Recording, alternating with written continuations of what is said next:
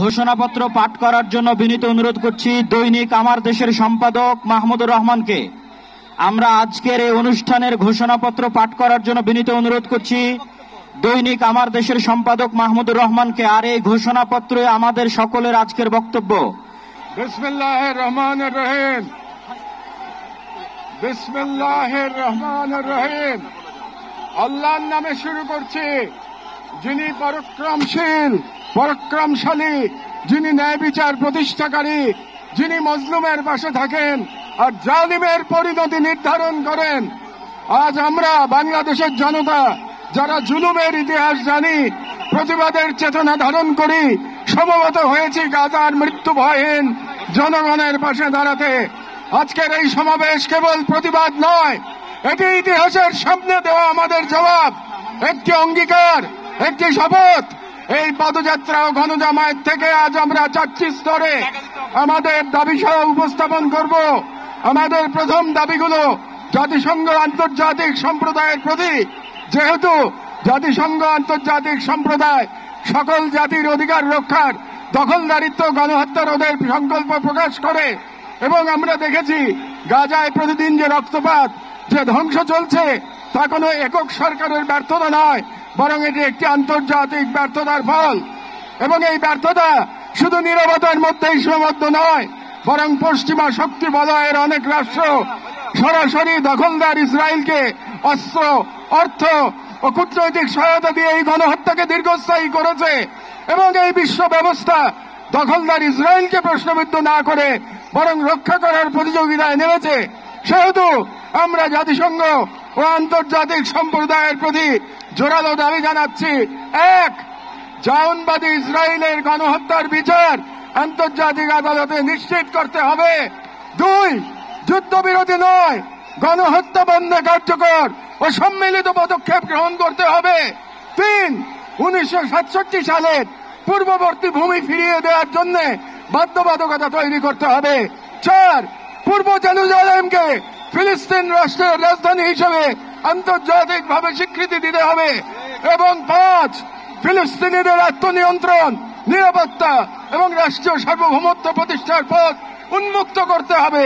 কারণ এই মুহূর্তে বিশ্ব ব্যবস্থা যে ন্যায়ের মুখোশ পড়ে আছে, গাজার ধ্বংসস্তূপে সেই মুখোশ খসে পড়েছে। আমাদের দ্বিতীয় দাবিগুলো মুসলিম উম্মার নেতৃবৃন্দের প্রতি। যেহেতু আমরা বিশ্বাস করি ফিলিস্তিন কেবল একটি ভূখণ্ড নয়, এটি মুসলিম উম্মার আত্মপরিচয়ের অংশ, এবং গাজা এখন কেবল একটি যুদ্ধবিধ্বস্ত শহর নয়, এটি আমাদের সম্মিলিত ব্যর্থতার বেদনাদায়ক প্রতিচ্ছবি। এবং উম্মার প্রতিটি সদস্য, প্রতিটি রাষ্ট্র এবং প্রতিটি নেতৃত্বের উপর অর্পিত সেই আমানত যে আল্লাহ প্রদত্ত ভ্রাতৃত্ব ও দায়িত্বের সূত্রে আবদ্ধ। এবং ইসরায়েল একটি অবৈধ, দখলদার, গণহত্যাকারী রাষ্ট্র, যা মুসলিমদের প্রথম কিবলা ও একটা পুরো জনগোষ্ঠীর অস্তিত্ব নিশ্চিহ্ন করতে সর্বশক্তি নিয়োগ করেছে। এবং ভারতের হিন্দুত্ববাদ আজ এই অঞ্চলে জায়নবাদী প্রকল্পের প্রতিনিধিতে পরিণত হয়েছে, মুসলমানদের বিরুদ্ধে সুপরিকল্পিত দমন নির্যাতন চালিয়ে যাচ্ছে। এবং ভারতের সম্প্রতি ওয়াকফ সম্পত্তি আইনে হস্তক্ষেপের মাধ্যমে মুসলিমদের ধর্মীয় ঐতিহাসিক অধিকার ধারণ করা হয়েছে, যা উম্মার জন্য একটি স্পষ্ট সতর্কবার্তা। সেহেতু আমরা মুসলিম বিশ্বের সরকার ও ওআইসির মতো মুসলিম উম্মার প্রতিনিধিত্বকারী সংগঠনগুলোর নিকট দৃঢ়ভাবে আহ্বান জানাই: 1. ইসরায়েলের সাথে অর্থনৈতিক, সামরিক ও কূটনৈতিক সকল সম্পর্ক অবিলম্বে ছিন্ন করতে হবে। 2. জায়নবাদী রাষ্ট্রের বিরুদ্ধে বাণিজ্যিক অবরোধ ও নিষেধাজ্ঞা আরোপ করতে হবে। 3. গাজার মুসলিম জনগণের পাশে চিকিৎসা, খাদ্য, আবাসন ও প্রতিরক্ষা সহযোগিতা সহ সর্বাত্মক সহযোগিতা নিয়ে দাঁড়াতে হবে। 4. আন্তর্জাতিক পর্যায়ে ইসরায়েলকে একঘরে করতে সক্রিয় কূটনৈতিক অভিযান শুরু করতে হবে। এবং 5. জায়নবাদের দোসর ভারতের হিন্দুত্ববাদী শাসনের অধীনে মুসলিমদের অধিকার হরণ, বিশেষ করে ওয়াকফ আইনে হস্তক্ষেপের মতো রাষ্ট্রীয় আগ্রাসনের বিরুদ্ধে ওআইসি ও মুসলিম রাষ্ট্রগুলোকে দৃঢ় প্রতিবাদ ও কার্যকর কূটনৈতিক অবস্থান নিতে হবে।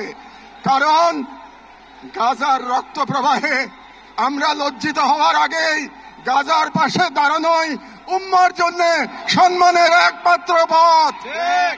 65% পর্যন্ত বিদ্যুৎ সাশ্রয়ী হাইসেন্স এসি, যার ফাস্ট কুলিং মোড দ্রুত ঘর ঠান্ডা করে। হাইসেন্স। এবং যে নেতৃত্ব আজ নীরব, কাল ইতিহাসের কাঠগড়ায় দাঁড়াতে বাধ্য হবে। আমাদের তৃতীয় দাবিগুলি বাংলাদেশ সরকারের প্রতি।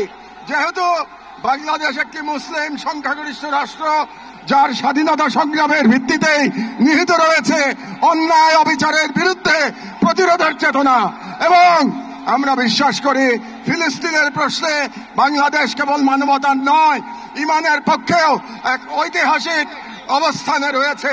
এবং একটি গণতান্ত্রিক রাষ্ট্র হিসেবে সরকারের দায়িত্ব জনগণের ইমানি ও নৈতিক আকাঙ্ক্ষার প্রতি শ্রদ্ধা রাখা। এবং বাংলাদেশের জনগণ গাজার পাশে থাকার অঙ্গীকার করেছে, তাই রাষ্ট্রীয় পর্যায়ে নীরবতা এই জন আকাঙ্ক্ষার প্রতি অবজ্ঞার সামিল। সেহেতু আমরা বাংলাদেশ সরকারের প্রতি দৃঢ়ভাবে আহ্বান জানাই, এক, বাংলাদেশি পাসপোর্টে অ্যাকসেপ্ট ইসরায়েল শর্ত পুনর্বহাল করতে হবে এবং ইসরায়েলকে রাষ্ট্র হিসেবে স্বীকৃতি না দেওয়ার অবস্থান আরো সুস্পষ্টভাবে প্রকাশ করতে হবে। দুই, সরকারের ইসরায়েলি কোন প্রতিষ্ঠানের সাথে যত চুক্তি হয়েছে তা বাতিল করতে হবে। তিন, রাষ্ট্রীয়ভাবে গাজায় ত্রাণ ও চিকিৎসা সহায়তা পাঠানোর কার্যকর ব্যবস্থা নিতে হবে। চার, জায়নবাদের দোসর ভারতের হিন্দুত্ববাদী সরকারের অধীনে মুসলিম ও অন্যান্য সংখ্যালঘুদের ওপর চলমান নির্যাতনের বিরুদ্ধে রাষ্ট্রীয়ভাবে প্রতিবাদ জানাতে হবে। যেহেতু হিন্দুত্ববাদ আজ শুধু একটি স্থানীয় মতবাদ নয়, বরং আন্তর্জাতিক জায়নিস্ট ব্লকের অন্যতম দোসর। ছয়, পাঠ্য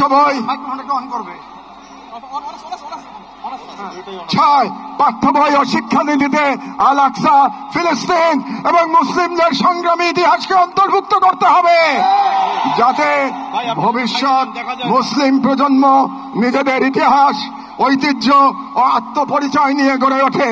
কারণ রাষ্ট্র কেবল সীমানা নয়, রাষ্ট্র এক আমানত, আর এই আমানত রক্ষা করতে না পারলে ইতিহাস আমাদের ক্ষমা করবে না। আমাদের সর্বশেষ দাবিগুলো নিজেদের প্রতি, যা মূলত একটি অঙ্গীকার দাবা। যেহেতু আমরা বিশ্বাস করি আল কুদস কেবল একটি শহর নয়, এটি ইমানের অংশ, এবং আমরা জানি বাইতুল মুকাদ্দাসের মুক্তি অন্য কারো হাতে নয়, আমাদেরই কোন প্রজন্মের হাতে তা লেখা হবে। এবং আমরা বুঝি জায়নবাদের প্রতিষ্ঠা মূলত আমাদের নিজেদের আত্মবিস্মৃতির ফল, এবং আজ যদি আমরা প্রস্তুত না হই, তাহলে আল্লাহ না করুন কাল আমাদের সন্তানেরা হয়তো এমন এক বাংলাদেশ পাবে যেখানে হিন্দুত্ববাদ ও জায়নবাদ একত্রে নতুন গাজা তৈরি করবে। এবং গাজা আমাদের জন্য এক আয়না, যেখানে আমরা দেখতে পাই কিভাবে বিশ্বাসী হওয়া মানে কেবল বেঁচে থাকা নয়, সংগ্রামে দৃঢ় থাকা। সেহেতু আমরা এই মাটির মানুষ, এই মুসলিম ভূখণ্ডের নাগরিক, এই কওমের সন্তান এবং সর্বোপরি মুসলিম উম্মার সদস্য একটি অঙ্গীকার করছি, এক, আমরা সকলে স্বতঃস্ফূর্তভাবে বয়কট করব প্রত্যেক সেই পণ্য, কোম্পানি ও শক্তিকে যারা ইসরায়েলের দখলদারিত্ব টিকিয়ে রাখে। দুই, আমরা আমাদের সমাজ এবং ভবিষ্যৎ প্রজন্মকে প্রস্তুত করব যারা ইসলাম ও মুসলিম উম্মার সকল প্রতীক ও নিদর্শনকে সংরক্ষণ ও পুনরুদ্ধার করবে ইনশাআল্লাহ। তিন, আমরা আমাদের সন্তানদের এমন ভাবে গড়ে তুলব যারা নিজেদের আদর্শ ভূখণ্ড রক্ষায় জান ও মালের সর্বোচ্চ থেকে প্রস্তুত থাকবে। চার, আমরা বিভাজিত হব না, কারণ আমরা জানি বিভক্ত জনগণকে দখল করতে দেরি হয় না। আমরা ঐক্যবদ্ধ থাকব, যাতে এই বাংলাদেশ কখনো কোনো হিন্দুত্ববাদী প্রকল্পের পরবর্তী গাজায় পরিণত না হয়। আমরা শুরু করব নিজেদের ঘর থেকে।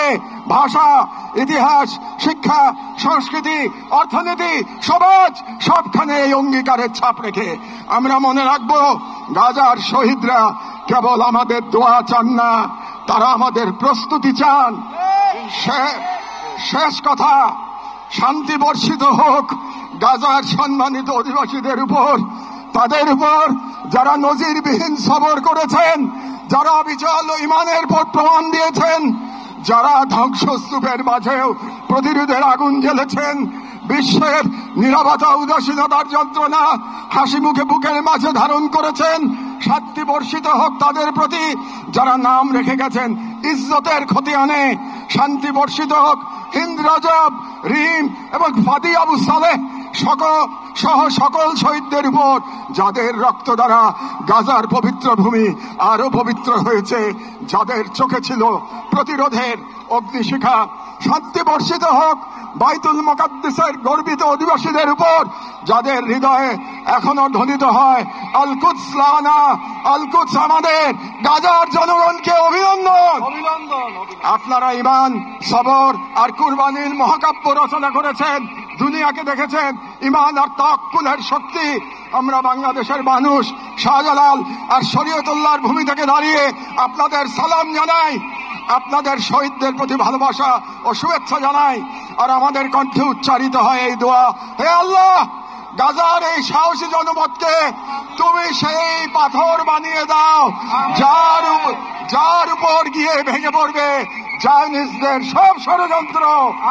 বাংলাদেশের সর্বস্তরের জনগণের পক্ষে প্যালেস্টাইন সলিডারিটি মুভমেন্ট বাংলাদেশ জিন্দাবাদ।